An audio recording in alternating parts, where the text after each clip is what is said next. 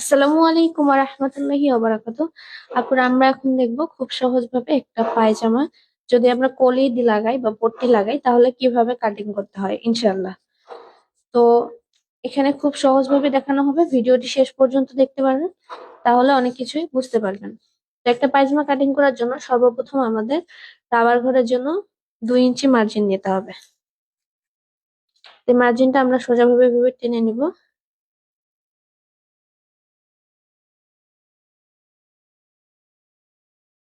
Rubber ঘরের মাপ নেওয়া হয়ে গেলে এখন আমাদের নিতে হবে পায়জামার লম্বার মাপ। এই রাবার ঘরের দাগের নিচ থেকে লম্বার মাপটা ধরতে হবে। এভাবে উঞ্চি টেপটা ধরবেন, ধরার পর আর পায়জামার লং হবে 38 ইঞ্চি। আর নিচের প্লেটটা ভাঁজ দিয়ে সেলাই করবো, একটু চওড়া হবে, এই জন্য আমি 40 ইঞ্চিতে একটা মার্জিন টেনে নেব। তো এখানে আমরা মার্জিনটা সোজাভাবে টেনে নিব।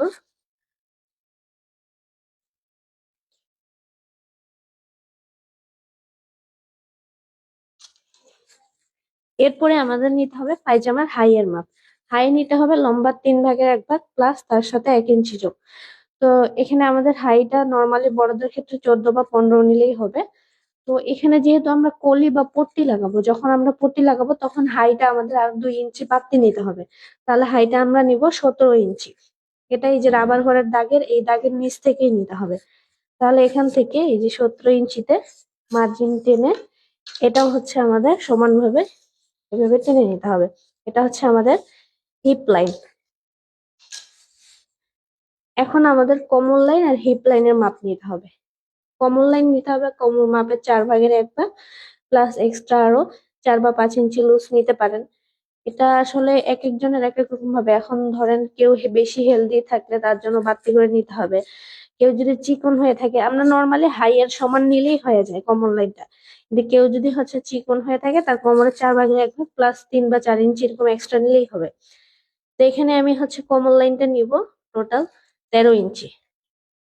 তো কোমর যত নিতে হবে হিপও ততই নিতে হবে, কারণ এটা হচ্ছে আমরা পট্টি লাগাবো। আর যদি পট্টি না লাগাই সেক্ষেত্রে আমরা হিপ লাইন 2 ইঞ্চি বাড়তি নিয়ে রাউন্ড শেপ করে নিতাম। যেহেতু হচ্ছে পট্টি লাগানো হবে এখানে, এই জন্য এটা কোমর এবং হিপ আমাদের সমান রাখতে হবে। এভাবে দুইটা দাগ এভাবে মার্জিন মিলিত করে দিতে হবে। এরপরে হচ্ছে আমাদের এখানে নিচে মুহুরির মাপ নিতে হবে। মুহুরি নিতে হবে মুহুরি মাপের অর্ধেক প্লাস তার সাথে এক্সট্রা আরো 1/2 ইঞ্চি সেলাই করার জন্য। তো মুহুরি এটা লুজ হবে 14 ইঞ্চি, তো অর্ধেক আমি নিব 7 ইঞ্চি। 7 ইঞ্চি লুজ নিব, আরো 1/2 ইঞ্চি বাড়তি করে নিব সেলাইয়ের জন্য। তো এটা আমি হচ্ছে প্লাজো পায়জামা তৈরি করব, এই জন্য এই যে ইঞ্চি টেপটা এরকম ভাবে 5 ইঞ্চি বাহিরে রেখে এভাবে হচ্ছে হাইয়ের রাউন্ড শেপটা করে নেবেন। তাহলে আর নিচের দিক থেকে পায়জামাটা টেনে ধরবে না। তো এভাবে হচ্ছে সব মাপগুলো দেওয়া কমপ্লিট। এখন আমরা এটা কেটে নিব।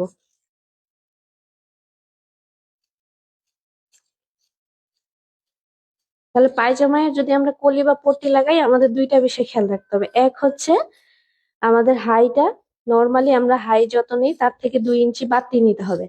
আর দ্বিতীয়ত যেটা আমাদের কোমর আর হিপটা সমান থাকবে। অন্যান্য পায়জামার ক্ষেত্রে যেমন হিপটা আমরা বাড়তি নিয়ে রাউন্ড শেপ করে নেই, এটার ক্ষেত্রে কলি লাগালে আমাদের বাড়তি নিতে হবে না, কোমর এবং হিপ সমান থাকবে।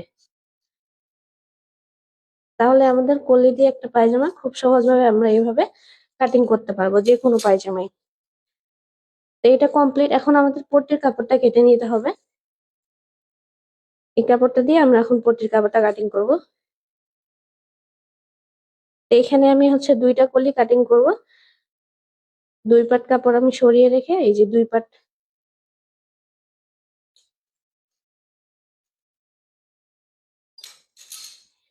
এই যে কলিটা কিভাবে কাটিং করবে, কলির নির্দিষ্ট মাপ নাই, আপনি যেভাবে ইচ্ছা মানে কমিয়ে বাড়িয়ে নিতে পারেন। বড়দের ক্ষেত্রে এই যে এইভাবে ভাঁজ করে কাপড়টা আমাদের 4 পাটে ভাঁজ করতে হবে। এখন চওড়ার দিকে আমরা কত ইঞ্চি নিব? 3, 3.5। বেশি হেলদি হলে 4ও নিতে পারেন। তো আমি এখানে চওড়ার দিক 3 ইঞ্চি থেকে একটু কম নিচ্ছি। আর লম্বার দিক এখানে 6, 7 এরকম নেওয়া যায়। তো আমি এখানে 7 ইঞ্চি নিলাম।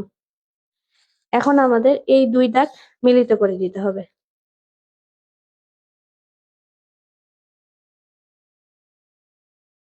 তাহলে এভাবে আপনারা পলিটা কাটিং করে নেবেন।